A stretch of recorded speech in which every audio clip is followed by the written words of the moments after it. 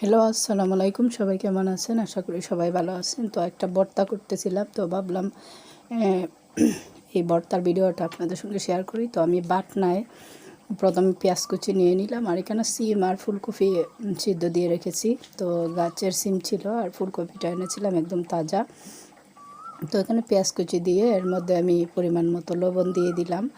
দিয়ে এরপরে কিছুটা শুকনো মরিচের গুঁড়া দিলাম,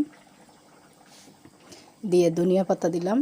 ধনিয়া পাতা দিয়ে কিছুটা সরিষার তেল দিয়ে দেব। আর এই বাটনার মধ্যে এই ভর্তাটা করার একটা উপকারিতা আছে, যাদের হাত জ্বলে তারা আর হাত জ্বলবে না।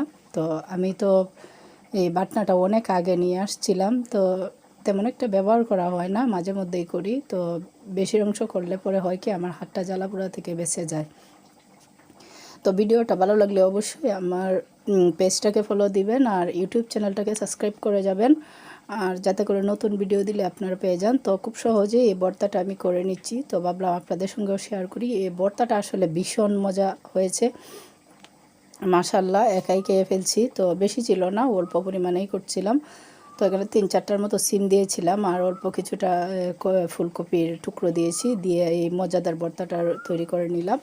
তো আমার ভিডিও যদি আপনাদের ভালো লাগে অবশ্যই কমেন্টে বলে যাবেন কেমন হলো, আর অবশ্যই আমার ইউটিউব চ্যানেলটাকে সাবস্ক্রাইব করে দেবেন।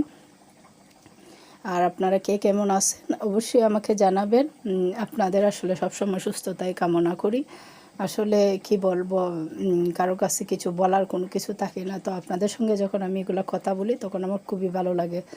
তো অবশ্যই আমার ভিডিওগুলো দেখবেন, দেখে অবশ্যই লাইক কমেন্ট শেয়ার দিতে ভুলবেন না। আমার সাথে থাকবেন আর আমাকে সাপোর্ট করবেন। আমার বাচ্চাদের জন্য দোয়া করবেন যেন আল্লাহ সবসময় ভালো রাখে। তো সবাই ভালো থাকবেন। আল্লাহ হাফেজ।